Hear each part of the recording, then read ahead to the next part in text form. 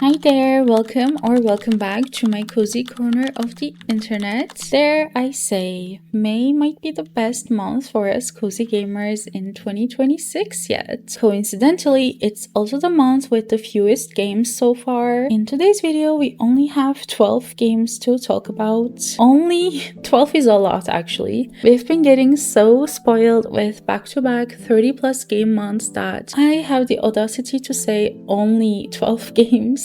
Anyway, we're getting some crazy releases this month. Some of these are the kind of games that I would literally drop everything, all my responsibilities, just to play them. And to be honest, I'm kind of happy we don't have more releases because the last few months have been kind of crazy gaming wise, not gonna lie, and it means we can really savor all the amazing games coming out this month. I'm really excited to talk about them with you, but before I do, I have a little giveaway announcement. I'm giving away a Steam key for a super relaxing building game released a couple weeks ago called Shanty Town. I've been really enjoying it and I think you would too. To join the giveaway, all you need to do is like the video and let me know in the comments which game you're most looking forward to in May, and yeah, I'll reply to the winner's comment in a week. Okay, now we can get into the games, and we're starting off with an amazing one called Waxheads. It's releasing on May 5th. So this is a cozy punk narrative sim about working in a struggling record store called Repeater. Record stores are some of my favorite places to be, so to work in one in a cozy game just sounds like music to my ears. Our main role is to find the perfect music for the customers based on their interests, mood, and other stuff like browsing records or scrolling social media, and customers then let us know if we made a rad or a sad recommendation. One thing we can for sure expect from this one is an amazing soundtrack. I listened to some of the songs that were made for the game and they blew my mind. They created actual bands that our store carries records for and made songs for those fictional bands, drew more than 80 album covers, and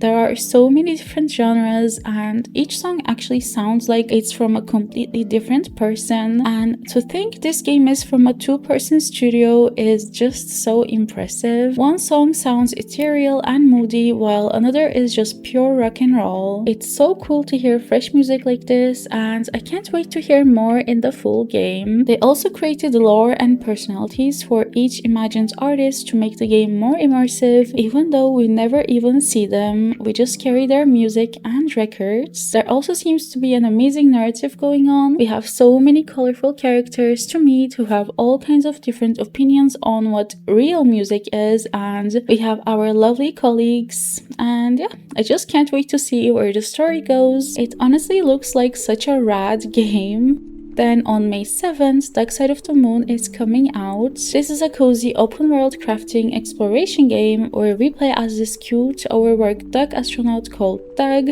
who's looking for a new home and ends up crash landing on a strange side of the galaxy, but it somehow turns out to be exactly the kind of peaceful break he needed. The story seems to be about the value of rest and finding a place that feels like home, which I think will resonate deeply with most of us. Last year I played Wonderstop, which also talked about over pushing yourself to the point of burnout, and I have a feeling this might be similar narrative wise. So the inhabitants of the place we crash landed in are so unique because they're actually talking disco loving rocks called geodes. They love to party and have a good time, and since our crash interrupted one of their parties, it's up to us to help them get the groove back. I believe there's no combat or death in this game at all, at least from what I've seen, so we just get to explore this cozy galaxy at our own pace and solve wholesome quests for our new rock friends. One of the parts I'm most excited for is the fact that we can customize our spaceship and turn it into a cozy little home. We can gather materials to craft gadgets and furniture for our crashed ship, slowly turning it from a wreck into a beautiful space. We can also find or win all kinds of silly outfits and hats to dress Doug in, and yes, there is a dedicated quack button for whenever we feel like being a little loud, which you can trust I'm definitely going to be spamming.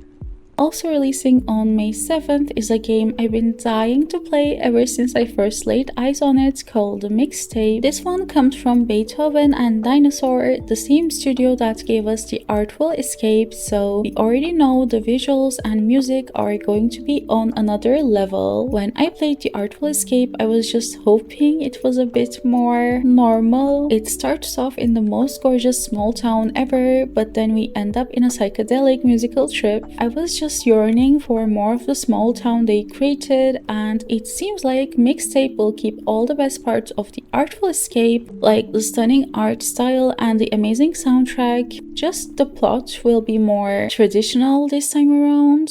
It's a coming-of-age story that kind of reminded me of The Perks of Being a Wallflower, especially this car scene with the fireworks, which is one of my favorite books/movies and exactly what I've been craving. So this game is set on the very last night of high school for three best friends, and we're basically gonna be joining them for one final adventure before they all head off in different directions. But the coolest part is that the story isn't just told through cutscenes. Instead, we play through a literal mixtape of their memories. As the friends walk to their final party together, a playlist of iconic songs, and I mean truly iconic songs, pulls them into these dreamlike reenactments of their most important moments. We get to experience these greatest hits of their teenage years, from their very first kiss to the times they got into trouble. The gameplay actually changes with every memory, so we're doing everything from skateboarding through empty streets and taking photos at an abandoned theme park to putting on a massive fireworks show from the back of a car. And of course, since this is a game built around music, the soundtrack is absolutely stacked. I mean, legendary artists like the Smashing Pumpkins, Joy Division, Susie and the Banshees, The Cure, and even more. Each song is tied to a specific vignette, and they really use the music to set the mood for every memory we visit. The art style is also breathtaking, and it has this stop motion look that just makes the whole nostalgic coming of age footage vibe feel so much more immersive. I think this is going to hit deep for anyone who misses their high school years, so maybe prepare some tissues. Then we have Greenhearth Necromancer on May 11th. This is a witchy, semi-idle game where we care for living and undead plants alike. We play as Echo, who just inherited their late grandmother's apartment, and it comes with a balcony garden that definitely has seen better days, so it's our job to bring it back to life using a little bit of dark magic. Since we don't exactly have our grandmother's natural green thumb, we have to rely on our necromancy skills to get things growing. This means we're caring for a mix of living plants and undead ones too, which is such a cool concept. We get to work alongside a familiar spirit named Compostifer, who helps guide us through everything. The gameplay isn't just watering plants, we're also going to be brewing potions and casting spells to help the garden thrive, and making choices like whether to let a plant decay so we can compost it for resources, or bring it back in its undead form to unlock rare and weird discoveries. Before you go into this though, it's important to know this is not a game you can just sit and binge play for hours. It's more like an ambient companion to your day. It's designed as a semi-idle game, so the garden evolves in real time while we do other things. We can just leave it running in the background and tune the in-game radio to different stations like lo-fi beats. Now for the part I'm most excited about, there seems to be a really well-written narrative about processing grief and finding our place and early adulthood, written by Lindsay Ishihiro, whom you might know from I Was a Teenage Exocolonist. We'll meet our colorful neighbors and learn more about them and our grandmother's legacy as we turn this little balcony into a personal sanctuary. I'm super excited for this. I just love the gothic gardener aesthetic so much, and it seems like the kind of game that really respects your time and lets you engage as much or as little as you want, and I think it's gonna be the perfect background game for those cozy rainy May afternoons. One day after that, on the 12th, we have Call of the Elder Gods. To be honest, I wasn't too sure if I should talk about this one in my Indie Games of May video that I will publish next week instead, since it does seem a bit spooky at times, but I decided to include it here since the previous game, Call of the Sea, had a quite cozy gameplay. So this is a Lovecraftian narrative puzzle adventure that's also a direct sequel to Call of the Sea, which if you played, you already know to expect a really gorgeous and atmospheric world, but this time the stakes feel a bit more cosmic. We're gonna be stepping into the shoes of two different protagonists, Professor Harry Everhart and a student named Evangeline Drayton, who are both searching for answers about missing loved ones while dealing with some pretty heavy themes of grief and family. The gameplay is very focused on observation and puzzles. We have to scour these incredibly detailed environments for clues and then use our journal to piece everything together. And if it's anything like the first game, it's probably going to have a really slow pace since it's a walking sim and will hopefully feel as cozy as the first game. A really cool new mechanic we have for the sequel is the ability to swap between our two characters, which lets us solve complex puzzles that span across different times and locations. So we're going from the cozy libraries of a New England mansion to the red sands of the Australian outback. Even though this might have some creepy moments alongside the puzzles, it's definitely not a jump scare type of horror game. It's more about that eerie, unsettling feeling of uncovering ancient secrets that are just beyond human understanding. Plus, the voice acting is top tier with Yuri Lowenthal and Cissy Jones returning, so the emotional weight of the story will definitely hit home. If you're looking for a cinematic experience, I think this would be a great pick for May. You can maybe even play both the first game and this one in a weekend since they're only a few hours long. Next up, on May 13th, we're getting a sandbox adventure full of heart called OddFauna, Secret of the TerraBeast. This game will be releasing to early access and it has one of the most unique art styles I've seen in a long time. Every single character, plant and tool in the game was actually hand sculpted out of clay and painted in real life before being scanned into the game, which is just so mind-blowing to me. I can't even begin to imagine how much time it must have taken for each piece of art. So in this game, we play as a cute little creature called an aster, and our entire world actually exists on the back of this wandering creature called a TerraBeast, which is basically a living, breathing island that we get to nurture and grow. We can travel across different biomes and explore, and we can terraform the land on its back, like we can carve out rivers, raise mountains to change the view, or create fields so that we can farm yummy food. We'll find all sorts of odd fauna out in the wild and we can befriend them by giving them their favorite treats. Once they trust us, they might join our party and use their special skills to help us out. I guess with stuff like digging for treasures or acting as a mount so we can move faster. We're also gonna be foraging quite a lot for materials since we're living on the back of a giant beast. We need to build ourselves a cozy shelter, or maybe even think bigger and build our dream house. This whole game is being made by a super talented husband and wife duo, and you can easily see and feel all the love that went into every clay model. I think it looks like such a peaceful world to explore. My only worry from the trailers I've seen is that the world might feel a bit too empty, but it's important to remember this is an early access title and we'll get many new updates with time, and I think it's worth checking out for the unique art style alone.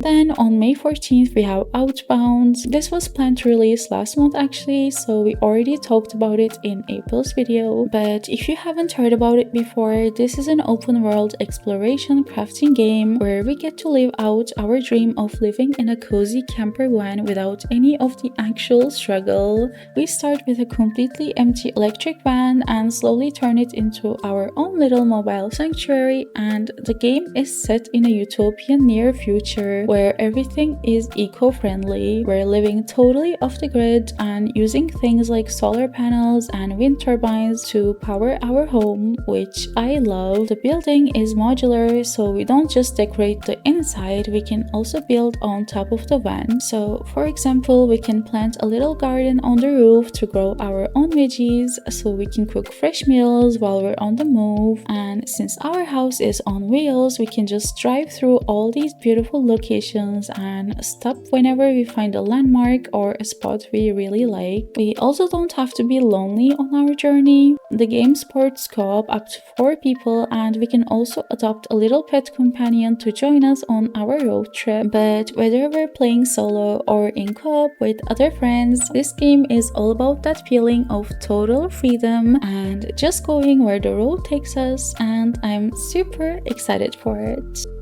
Next, Thrifty Business is coming out on May 18th, and if that name or that art style feels familiar, it's because this is the newest game from Spellgarden Games, the same team that made Sticky Business. I already know this is going to be amazing because they just get the cozy gameplay so well. This time we're running our very own vintage thrift shop that's inspired by the 90s, and it looks so colorful and stylish. We'll spend a lot of our time sorting through boxes of pre-loved treasures and find everything from old toys and antiques to vintage clothes, and then we have to find the perfect spot for them on our shelves. And this aspect of the game reminds me so much of unpacking actually, so if you're someone who loves organizing things by color or theme, I have a feeling you're gonna be obsessed with this. There are over 500 different items to add to our shelves, and they all have tags, so we can find them by like color or aesthetic. And as we grow the store, we can even host events like a queer dating night or a grief sports circle. I think this whole game is such a cute idea,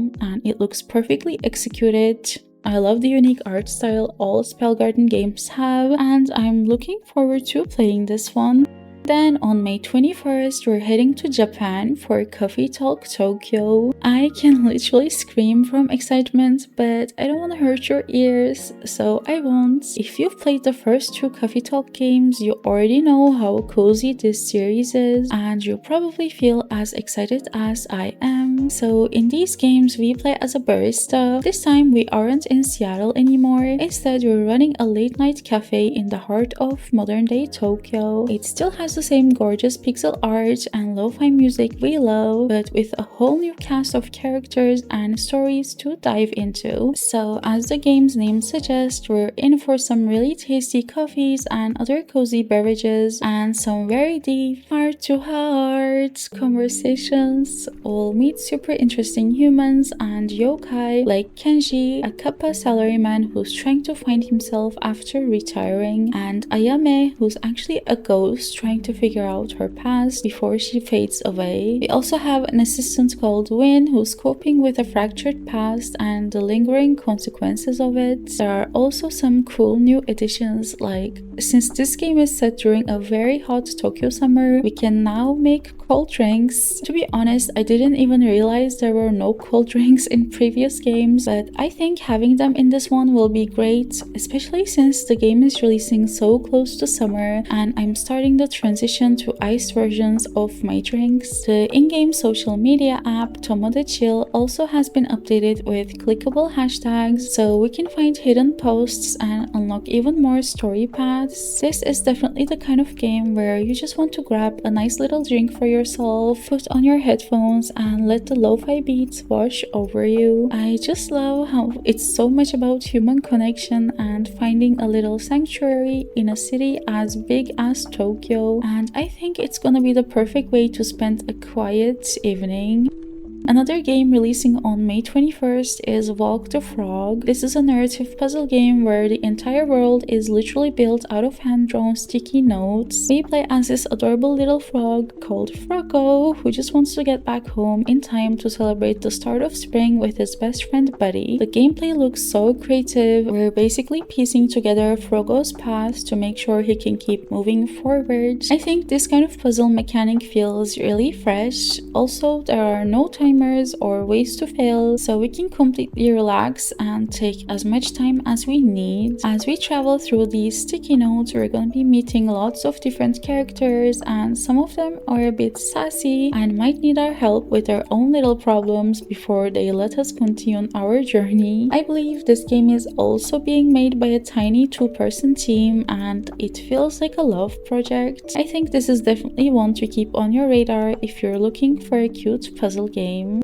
Then on May 25th, we have the game we've all been waiting for, the cozy game of the month, Paralives. It's finally releasing into early access. I feel like we've been following the development of this one for ages. I mean, we have actually. I think I was still going to high school when I first heard about this game, so it feels surreal that we're actually gonna get our hands on it this month. I think majority of cozy gamers already know about this game, but I don't want to assume, so if you've never heard of it, this is an indie life simulation game that's essentially a much needed fresh take on the genre with some of the most flexible tools I've ever seen and this really unique art style. I'm not even that much into building, but one of the things I'm most excited about is the building system in this game. I mean, I'm really bad at this kind of stuff, but I'm just so excited to watch speed builds from other people and see what everyone comes up with. We can make curved walls and resize almost every piece of furniture to fit perfectly in a corner. We even have a color wheel and textures for everything, so we can really make a home that feels personal and like ours. Then there's the Paramaker, where we create our characters, and the customization is next level here too. We can change their height, use sliders for everything, and give them really specific personality traits. In the actual live mode, we can explore this open world town where we can walk around or bike to different places like the beach or a cozy cafe to hang out, and our characters will have their own lives and bonds to form, and the social system feels quite natural since they don't just interrupt each other constantly like in that game.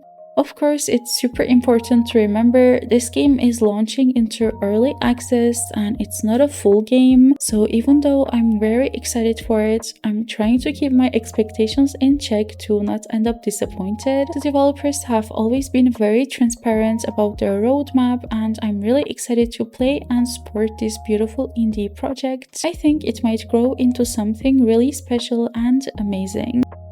And finally, to end the month with, we have a very emotional game called Blueberry, releasing on May 28th. This one is a narrative puzzle platformer that takes us on a journey through a woman's entire life, from her childhood all the way to old age. It's set inside her mind, and we're basically climbing what the game calls the Tower of Life to piece together her fragmented memories and deal with past trauma. It reminds me a lot of a game that recently released and one that I really enjoyed called Fishbowl, which also had a main character that just loved the color purple and dealt with past trauma.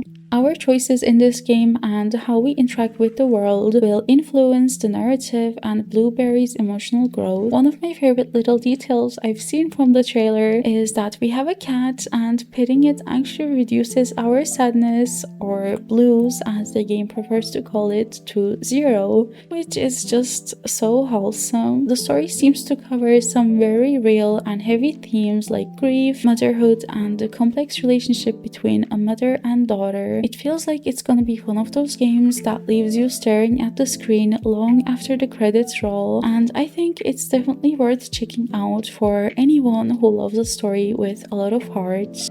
And those are the 12 cozy games coming our way this month. Even though it's a smaller month than usual, I feel like the quality is just through the roof. I'm so curious to know which ones you're most excited about, so don't forget to enter the Shantytown giveaway by leaving a comment with your favorite cozy game from May. Next week's video is gonna be all the cool indie games of May, so don't forget to subscribe and stick around if you're interested in discovering even more cool games. And yeah, until then, stay cozy. Bye bye.